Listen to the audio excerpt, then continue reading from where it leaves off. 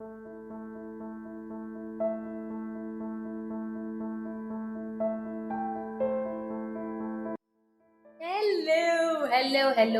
Hold on to your hard hats, trailblazers, because we've got a powerhouse joining us today. Welcome back to Newcomers Trailblazers, my podcast show. This show is all about incredible journeys of people who have uprooted their lives and blazed a new path in Canada.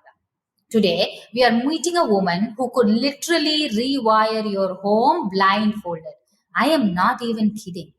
Straight from the land of incredible spices and even more impressive engineering feast, India, we have Dr. Vaishali.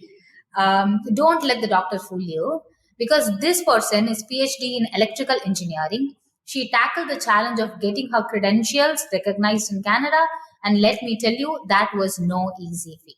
She went from Edmonton to Vancouver, proving that she can not only conquer circuits but also conquer new cities.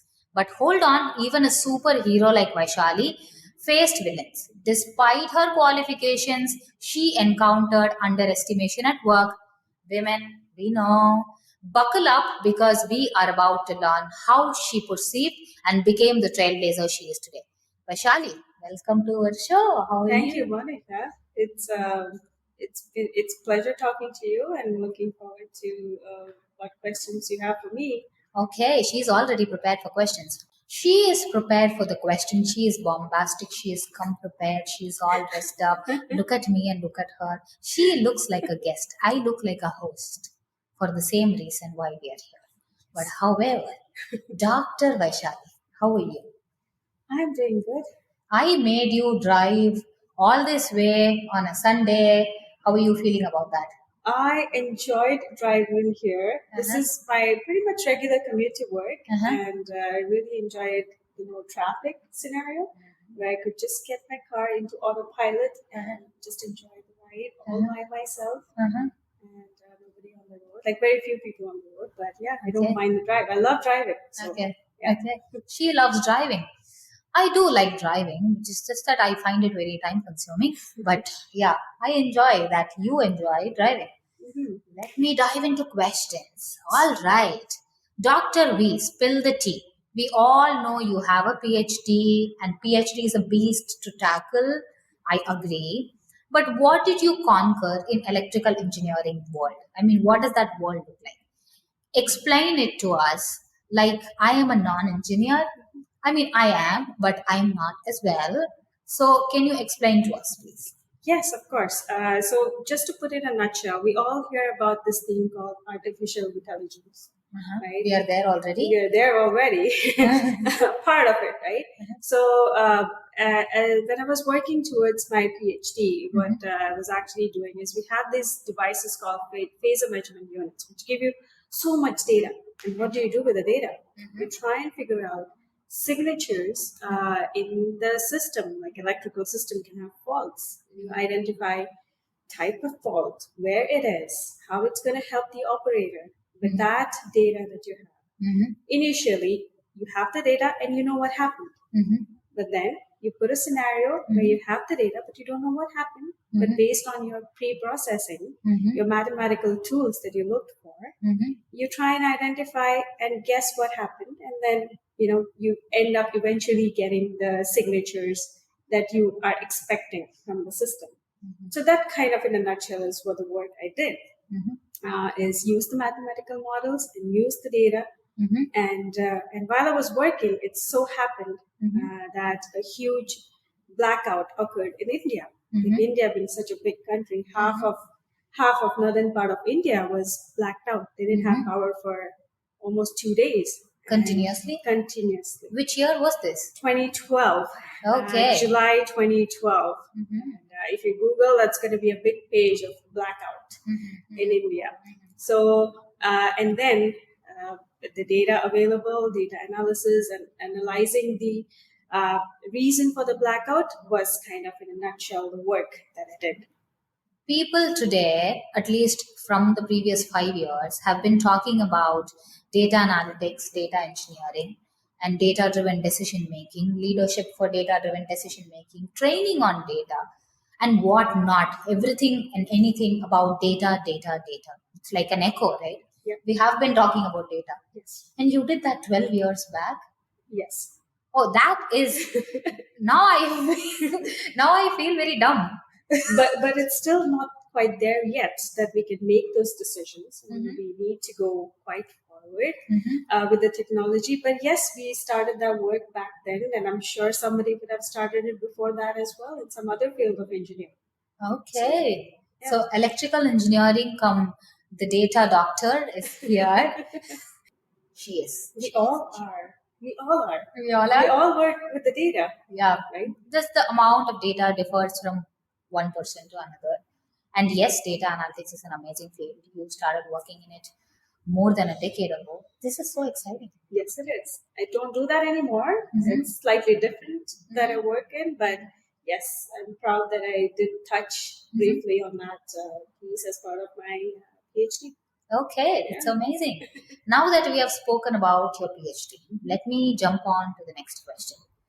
So you traded tropical vibes for Edmonton. Well, Edmonton ness, to be honest. So coming from a warmer climate, what surprised you the most about living in Edmonton? Oh my God. Just this, I want to start when I landed in Edmonton. Uh-huh. It was, I don't remember the exact date, but it was probably the first week of May of Okay. 2015. Okay, so May is And supposed to be summers in Canada. Just May so is you know. supposed to be nice. right? Nice. And that's what someone would expect. Yeah. Yeah, yeah. And there was a blanket of snow. Oh, God. It was snowing and 2 days straight. Mhm. And I was wondering, where am I? Mhm.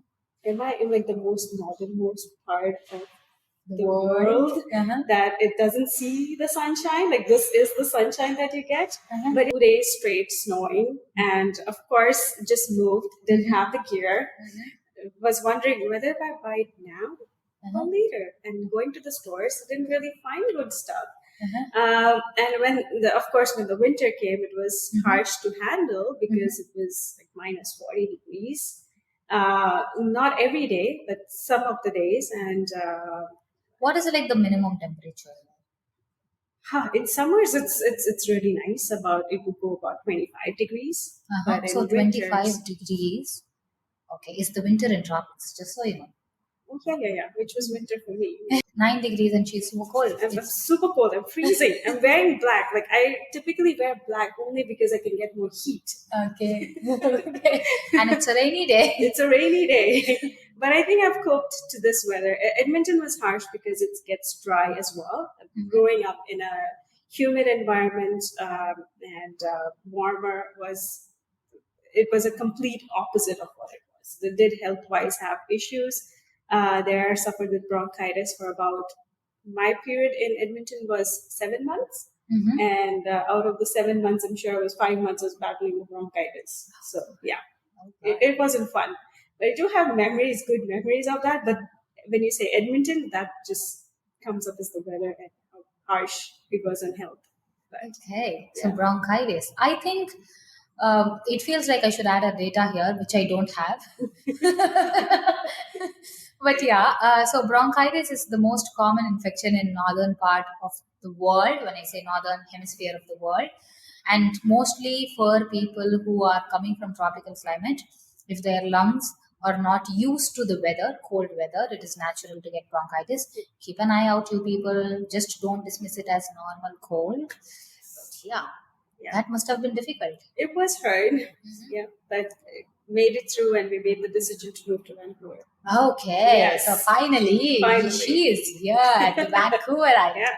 Okay. Did you discover any hidden gems, food related or otherwise, that not Albertans wouldn't know about? I don't know if they are gems, but me and my partner, we're not really very foodie people. We just like normal food.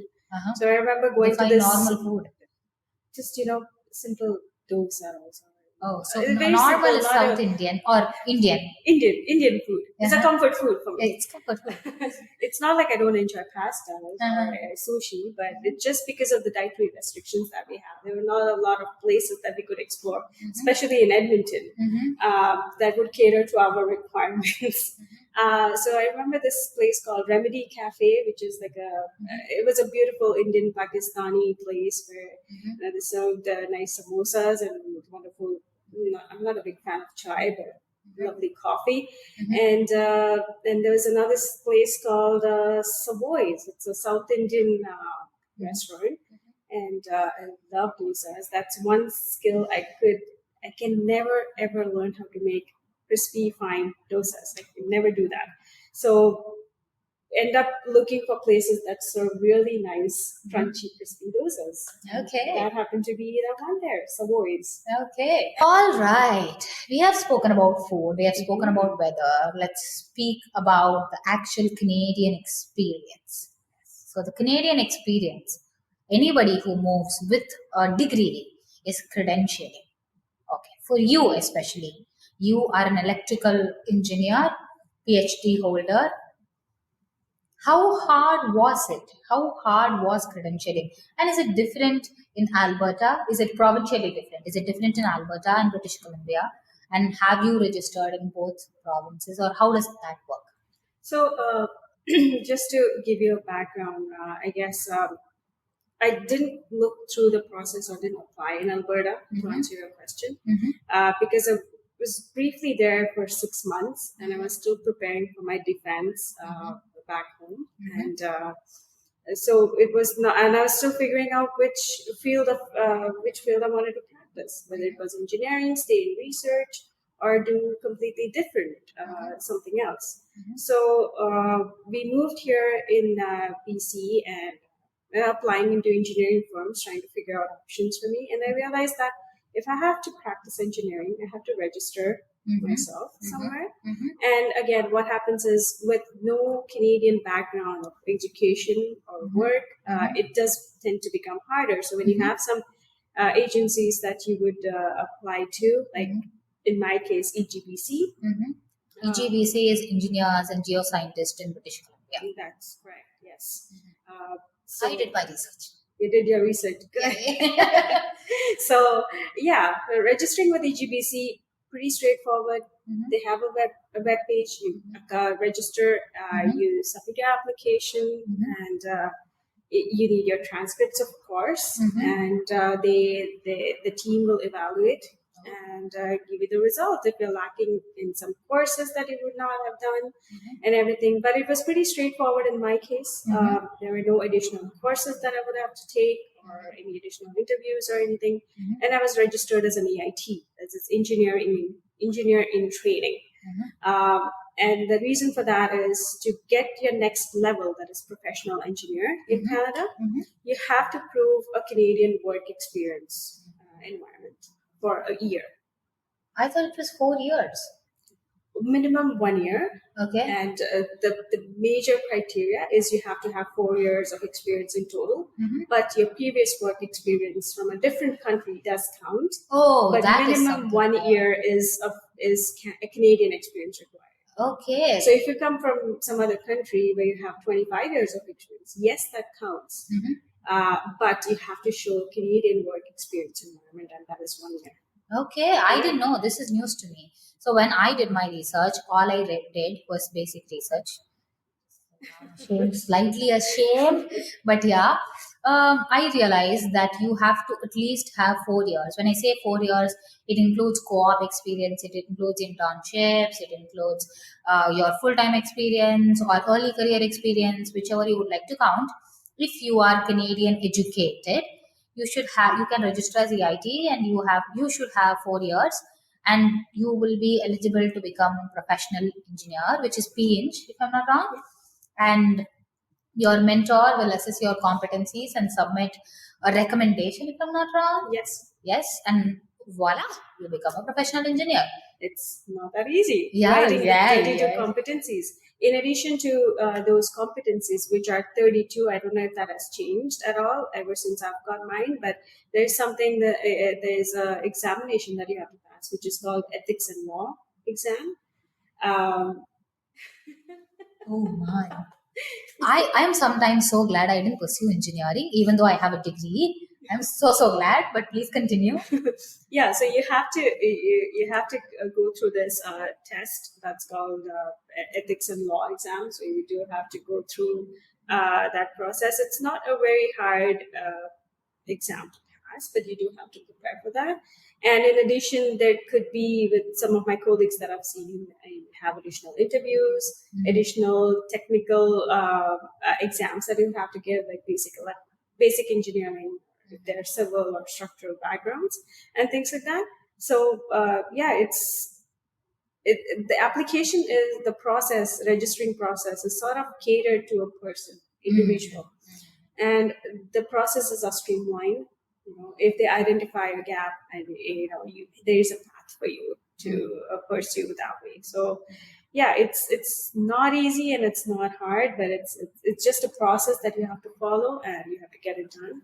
I think I got mine registered as an EIT in about a month and a half, and that process is just about getting your transcripts in place and all of that stuff, which is a bit of an office work.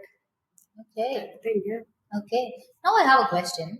Say, assuming that people move as a permanent resident, they already have their WES certificate, right? World Education Services certificate, which calculates if your degree is relevant to the Canadian degrees here, the number of credits, etc., transcripts, and all of that. Is it possible to submit the WES certificate, or should we submit the transcripts only? I believe what they're looking for is for transcripts, and again, it does matter person to person, degree to degree, the university to university. The important part is if your university is accredited, National Board of Accreditation is what they call, I think, NBA. If it's accredited, then it's easy. Okay. Because the courses and the content of the course is all across the board, same what is expected in North America versus what's expected in certain part of the country that you come from. If it's a non-accredited university, then they definitely want you to produce some syllabus, the course infos, and if they still find that your courses were lacking in certain topics of engineering field that you're applying in, you would want to fill that gap by getting some courses done, getting some examinations and things like that. Okay. Okay. Seems like a tedious process and not a voila process. I realize that. Yeah. But I also realize that irrespective of the credentialing, it is also important that when you become classified as professional engineer in Canada, it carries a lot of value, and that value can never be broken apart. So that is something. No, she smiles. I'm smiling because if you stick to your ethics, if you do your job Duties right, lawfully, and you don't cut corners in your design, yes. Okay. Otherwise, I mean, if you're found unethical, you don't do your work right in terms of designing and ensuring the public safety, looking at the environmental aspects, then it's, your P.ENg can be taken away from you. Okay. That's what EGBC is here for, right? Okay. To make sure that everyone is doing their job right. Okay, that's amazing. And it is important, like everybody says that, it is easy to sue anybody in Canada or North America. So don't be sued. So do the right job right. It is important. Be ethical and be lawful and follow her advice. Thank you so much. As a woman of color, it always feels like you have to do the extra step, go the extra mile, do something specific, showcase to them, showcase to people that, hey, you know what, I exist, notice me, and I have that experience. And I have experienced that too. I think most women of color, most women per se, experience across the world, and it happens in North America as well. How much ever developed this country is, you have to notice that this happens everywhere across the world. And it is important to take that step and hold your ground and say, you know what, I deserve this. Because I deserve this, I'm going to ask for it. I'm not going to go back, sit, lay back, and let other people take over. Let's not do that. Let's hold our ground. Yes, hold your ground. You know best what you know, Yeah. and put it out, and you know what you should deserve. And don't be afraid to speak up. Yeah. Don't. What will they think? No, not that attitude. Just speak up. Yeah. Yeah. You know it. Just do it. Yeah. All right. All right. We have spoken about how your office environment is very friendly and very healthy. Now let's speak about the other side of office environment. So she has worked out of sites, she has worked out of offices. Do you believe in work life balance? And if you believe work life balance exists, uh, do you have a good work life balance? Good question. I don't know if anybody has cracked the code to work-life balance. You see these postings where it's like Yeah. company work-life balance, and we love this and that and family orientated. But you know what? I don't think it's true. Uh-huh. There is always a scenario where one needs more attention than the other. Yeah. Yeah. And there's no such thing called work-life balance. It's just how you prioritize your things, and in the phase of life where you know your family needs you most or your work needs you most, and you just figure out a way to balance it out. And I guess having a kid, adding that kid in the mix is makes things much more harder for a parent. Ask any parent. I'm sure they're Parenthood is struggling. hard. The end.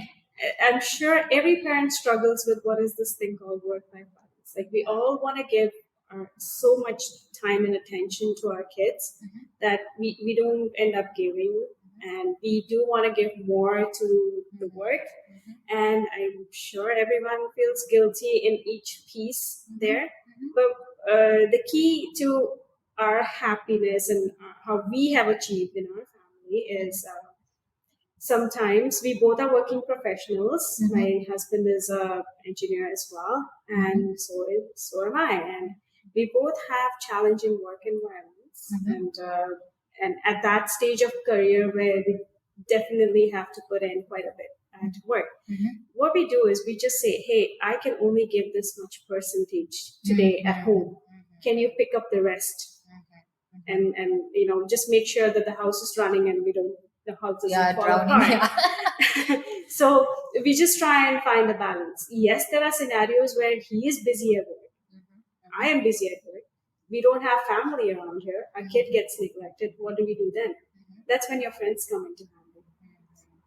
And that's where you develop these relationships. And we are proud to have wonderful friends around here who we call family away from home, who we rely on. Those cases where neither of us can put 10%, even 10% of our time at home. So, yeah. Okay. No, we haven't cracked the code though, to answer your question. If you find someone, please ring me out. I think any parent, because childcare is a big issue in Canada, everybody knows it. Nobody talks about it, but everybody knows it. But every parent, I think, feels the same way, like you said, irrespective of whether it's human parent or pet parent. I think the kind of efforts you need to put in just to spend that quality time or quality energy takes a lot of effort. It is a lot of effort. It is hard work, just like the amount of hard work you put in at workplace, the same amount of or more hard work is expected out of you, out of a parent, to be put at home as well. It is very challenging. And social media doesn't make it easy either. Oh, With all these posts on weekend activities, yeah. You're it expected just- to take you're your expected- weekend off. You're expected to do certain things with the kid through the weekend, and it just kind of puts a pressure. Yeah. But as a parent, you need to know what are your limitations and what does your child need and what your child enjoys. Like not planning thousands of activities every weekend is going to make it exciting. It's more like you said, quality energy, right? Yeah. It's more not the amount of time. It's more the quality of that time. Yeah.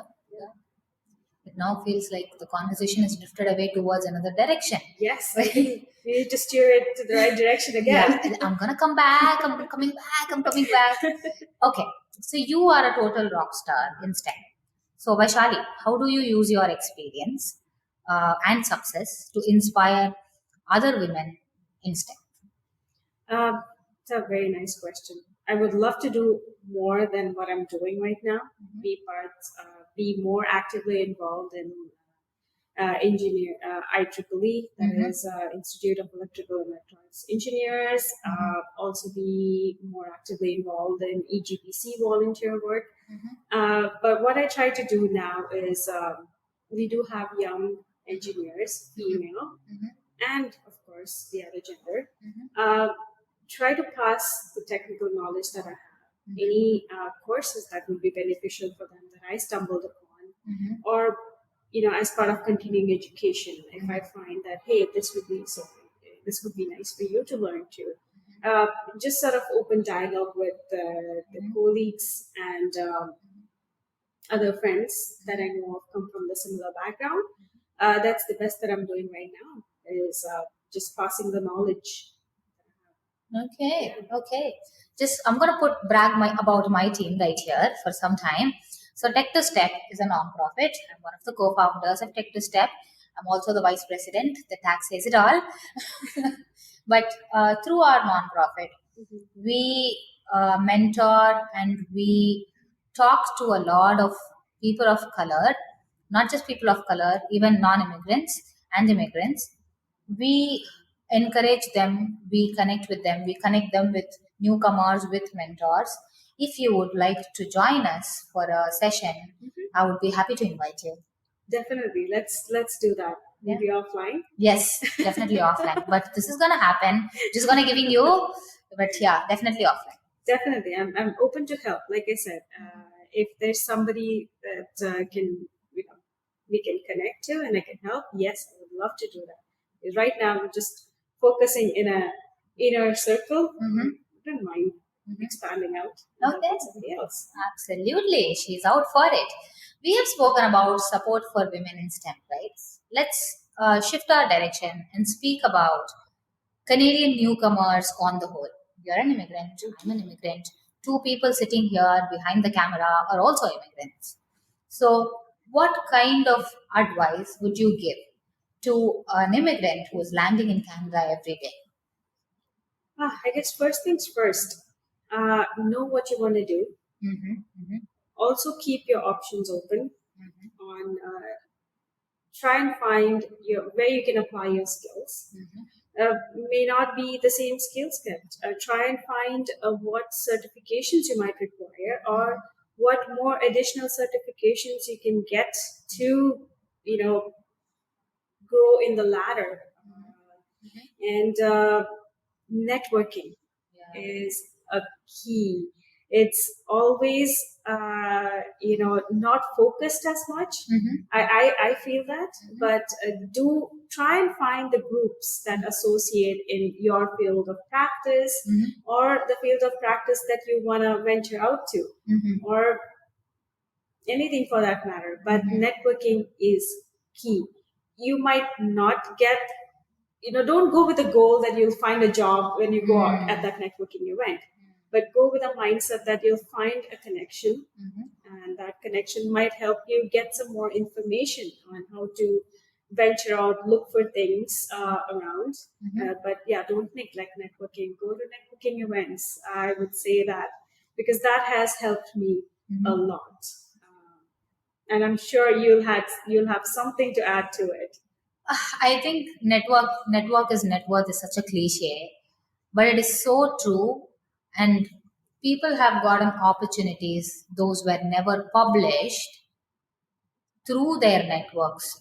They hadn't applied for jobs, they hadn't done interviews, they had just gotten the job through their network because they knew what kind of work and capability the networking the person brought to the table, and that was identified purely through networking. Yes, it is difficult to network, it is hard, it is difficult to put yourself out there.